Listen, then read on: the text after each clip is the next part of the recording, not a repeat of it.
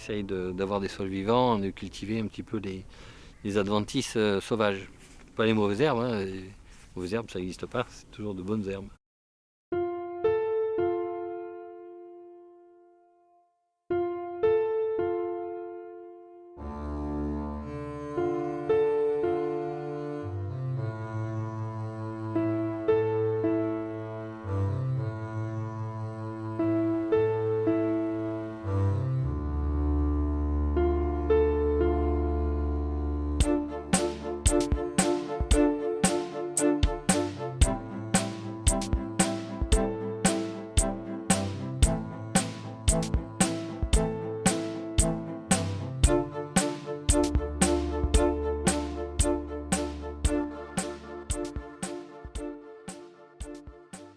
Donc là, on est sur une toute petite propriété qui fait 9 hectares de vignes, qui en fait doit ses origines à la polyculture élevage.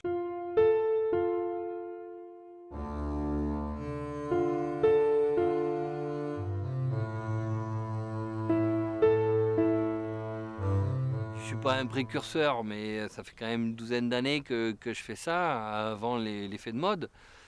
Parce que j'étais sensibilisé de par ma nature, ma formation, puis mes rencontres, quoi. Les vignerons bio avec qui j'ai sympathisé depuis déjà 15 ans, un truc comme ça, qui m'ont progressivement amené et conscientisé. Après, c'est le passage, c'est technique, c'est l'approche, comment je fais. Voilà, comment je fais. Et puis, une fois qu'on s'est lancé, ben, on découvre en se faisant secouer, en prenant des claques ou en prenant du plaisir aussi. Chez moi, c'est un peu une improvisation. Et puis, petit à petit, je m'y forme. Bah, je me fais accompagner, hein. Moi, j'ai pas la science infuse. J'ai des techniciens qui m'aident pour le sol, qui m'aident pour le travail de la vigne, qui m'aident sur le suivi phytosanitaire. Voilà, je me suis formé plusieurs fois sur des stages. Voilà, puis j'ai encore beaucoup de choses à apprendre et c'est ça qui fait vibrer d'ailleurs.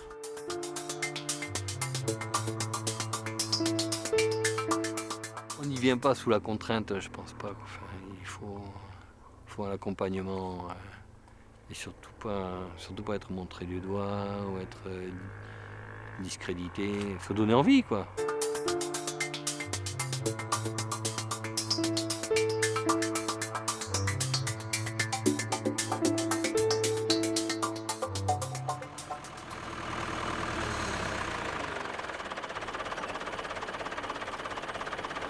Là, je travaille avec deux gros rétroviseurs de part et d'autre qui reflètent chaque extrémité de la machine. Et en fait, j'essaye de piloter par rapport à ça.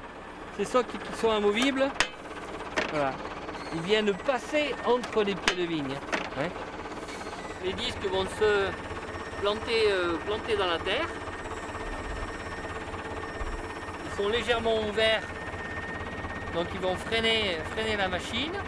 La machine va s'enfoncer dans le sol et va rester stable derrière le tracteur, avec une possibilité quand même de variation de mouvement de gauche à droite.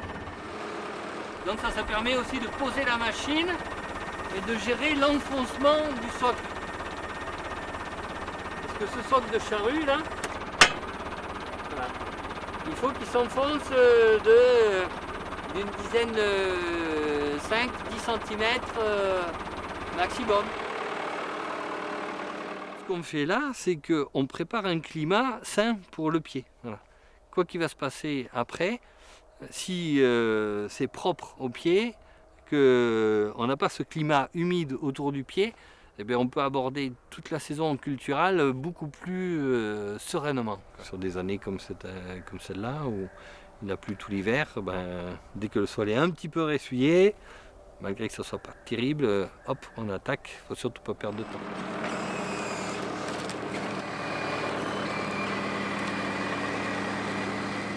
C'est lissé en surface, mais c'est pas, ça fait pas une croûte épaisse, quoi. Hein, c'est juste la lame qui a légèrement appuyé. Bon, c'était peut-être un poil humide quand j'ai pris la terre. Là, c'est juste une petite croûte comme ça. Voilà. Donc c'est acceptable. Et puis dessous, on voit que dessous c'est magique. Regardez, c'est plein de racines. Hein. C'est magnifique. Hein. Et ça se découpe comme du beurre. Ça laisse circuler l'eau. Ça laisse pénétrer les racines. Les racines, quand elles crèvent, en fait, elles créent des interstices. L'air pénétrant, l'eau pouvant circuler librement, c'est un sol qui va se réchauffer, qui va laisser les micro-organismes respirer.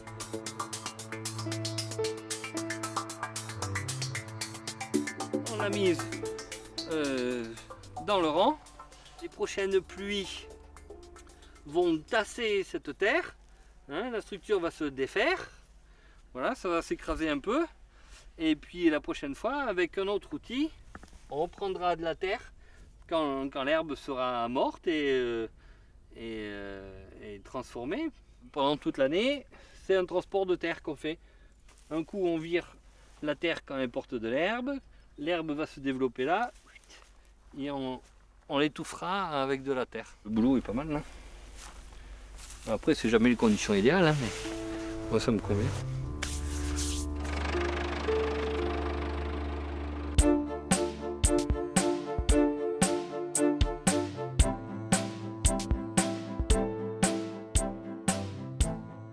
On va accélérer le réchauffement du sol par ce travail qui va être fait, c'est-à-dire incorporer de l'air au niveau du sol qui se réchauffera plus vite que l'eau.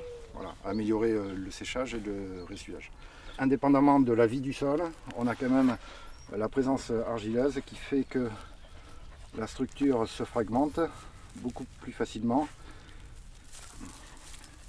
et on préserve quand même l'aspect motteux.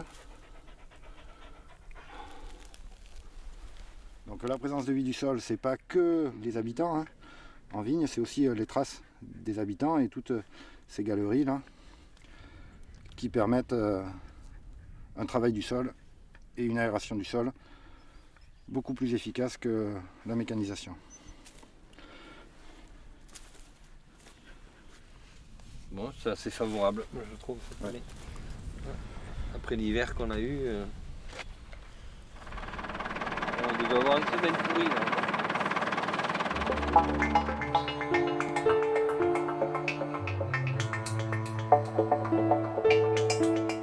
Donc moi, mon intervention, c'est vraiment de l'accompagnement ici, c'est-à-dire de prendre en compte vraiment les itinéraires et les choix de Norbert.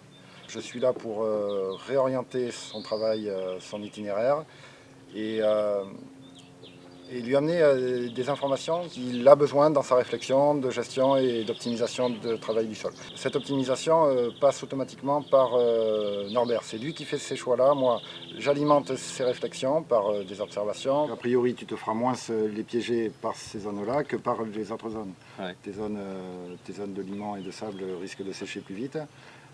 Donc il ne faudra pas trop traîner pour intervenir.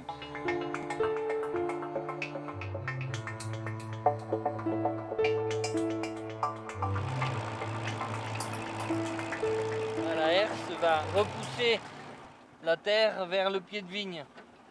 Alors que cet hiver, on a enlevé la terre qui était autour du pied pour la ramener sur le rang. Voilà, là, la herse éclate les mottes et repousse légèrement. On aura une zone toute propre comme ça, à travers laquelle l'herbe va repousser. Et à ce moment-là, on reviendra avec les lames décavaillonneuses et on reprendra de la terre. Voilà, et l'herbe qui sera repartie dans cette terre nouvelle sera éliminée.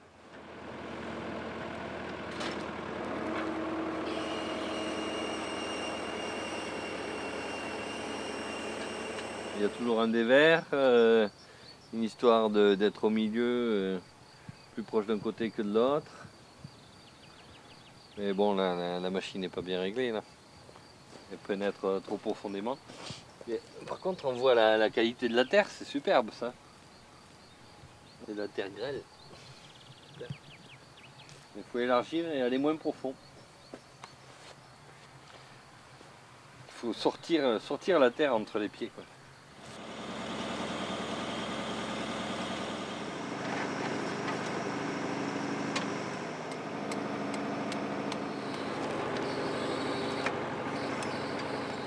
Xème épisode, reprise du sol aujourd'hui avec la décavaillonneuse. On voit que les herbes ont bien profité de la pluie du printemps et puis de la chaleur là, qui est en train d'arriver. Donc là il devient assez urgent d'intervenir parce que suivant le type d'enherbement, on a constaté que dans les légumineuses type trèfle, luzerne, voilà, c'est en train de monter très vite et en fait ça monte autour des ceps. Donc il faut dégager les ceps de vigne pour avoir un environnement sain, ouvert au courant d'air.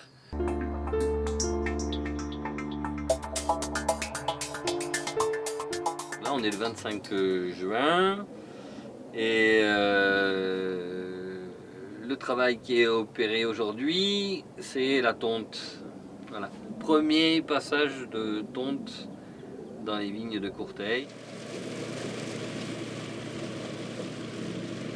Cette année, des épisodes pluvieux répétés ont fait que la maîtrise de l'herbe n'est plus une maîtrise du tout. Je suis envahi. Et pour essayer de réparer ce résultat-là, j'ai un voisin qui est vigneron, un petit vigneron bio, qui est équipé d'un autre système que moi, donc lui qui ne travaille pas la terre sous les pieds de vigne. Lui, il tombe avec une machine à fil rotative. On ne va pas l'éliminer, mais on va la faire redescendre pour faire une petite couverture sur le sol et donc éviter que les herbes montent trop haut. C'est la période où la plante est la plus vulnérable, puisqu'elle mobilise son énergie justement pour la floraison. Et il tient à nous quand même d'avoir un climat le moins propice au développement du mildiou.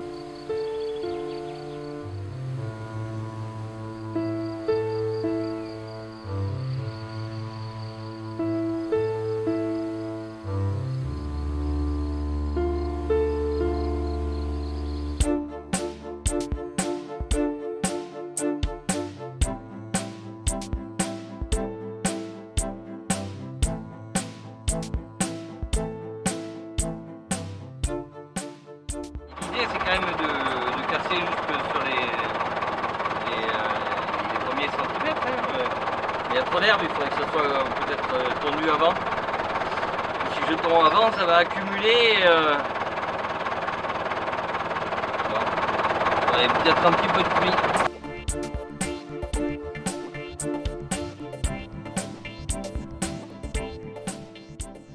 Je l'accompagne tout au long de l'année en fonction de ses besoins, dans sa prise de décision. Un des principaux travaux du vigneron, c'est effectivement de garder son sol vivant, dynamique, avec une vie bactérienne intense, qui permette une bonne assimilation minérale par la vigne. Et ça, c'est la base de la bonne santé de la vigne. Il y a un mot qui est très rattaché au vin, au vigneron, à la vigne, c'est le terroir.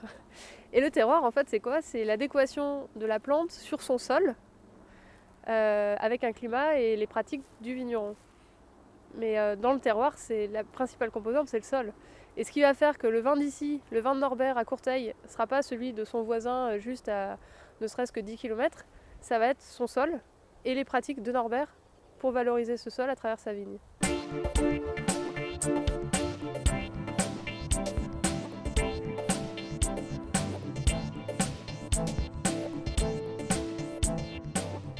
En deux mots, l'hiver s'est prêté au travail du sol, à la préparation du travail. Fin d'hiver, parfait. Début de printemps, ça a été chaud. Et ensuite, la climatologie pluviométrie très abondante a rendu très délicat l'itinéraire technique. Si la pluviométrie maintenant, parce que trop de pluviométrie au printemps, super sécheresse en été, notamment au mois d'août, qui a interdit de revenir décavaillonner. Peut-être s'il pleut un petit peu, s'il y a de la fraîcheur, revenir essayer d'avaler un petit peu d'herbe.